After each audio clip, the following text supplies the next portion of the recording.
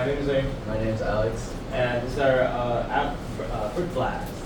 So basically, our whole point of the app is kind of like a block blast game where you just bounce a ball on a slider and kind of using that to break the blocks and they'll disappear. The purpose of our app is to give people like a strategic way to play the game and like a new way to think about like geometry concepts. Okay. Let's play it. Guys.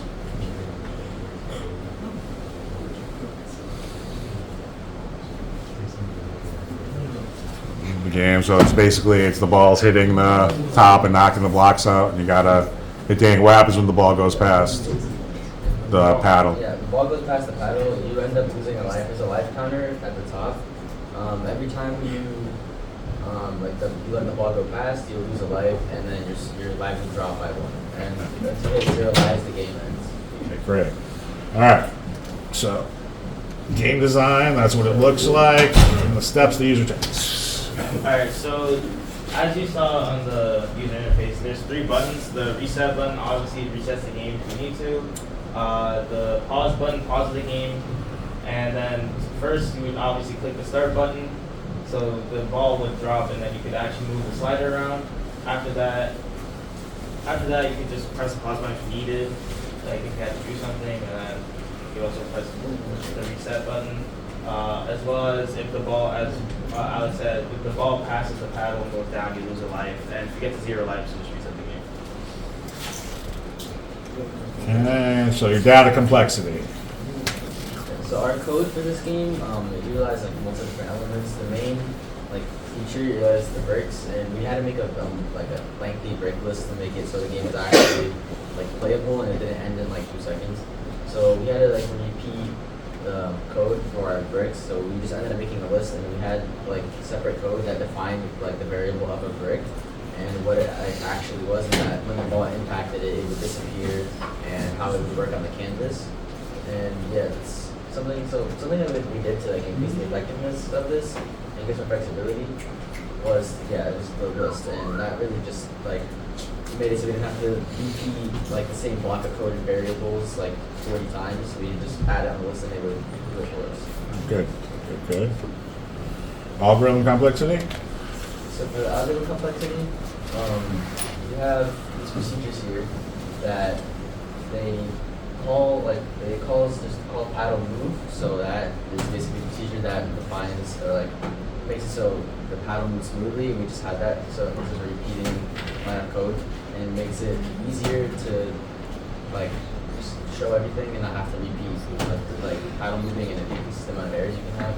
And also we have the ball reset procedure, which was used for both the end of the game, and also used for if the ball goes out of bounds. So you didn't have to press the reset button, which would then end up resetting your score. It would just bring the ball back to the starting position, so you can continue playing the game after losing a life. Okay.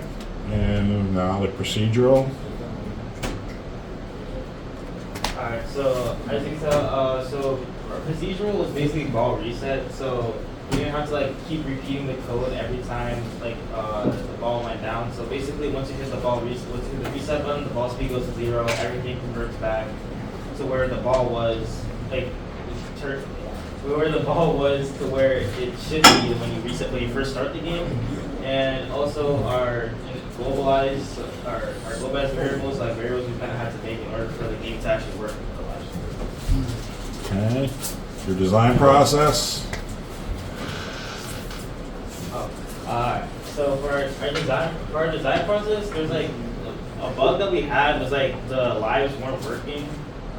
Mostly because one of the signs, I think it was for this one right here, the global score, was set to for some reason greater than 0 instead of +1. So whenever you hit a block, it would just set it some random number greater than 0 and not add it to it. Another issue that we faced was a lot of the code was similar.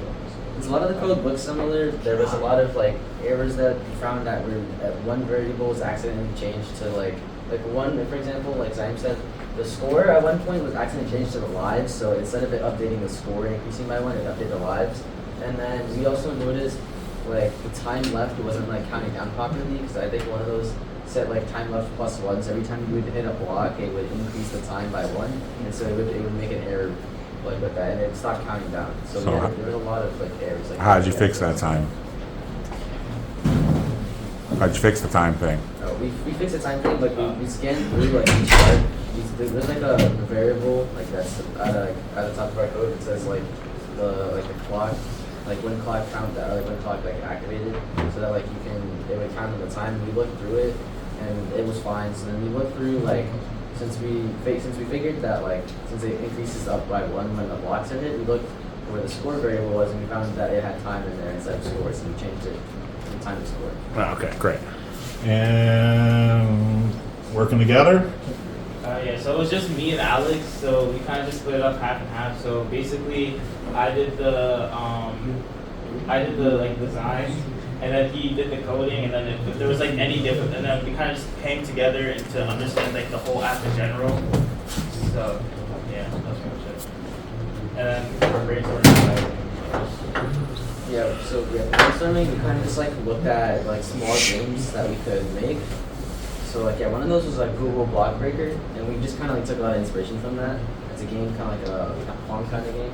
It was like our main inspiration for it. Like at first we went through a bunch of ideas. We wanted to do like a Plants vs Zombies game. We figured it was like far too complicated to do, so we just settled on doing Block Breaker. Great. And all your codes right there with the QR code. Good job, guys. And again, if you want to scan that code right now and get it installed on your app, like you did at the beginning, scan it in, you can install their app.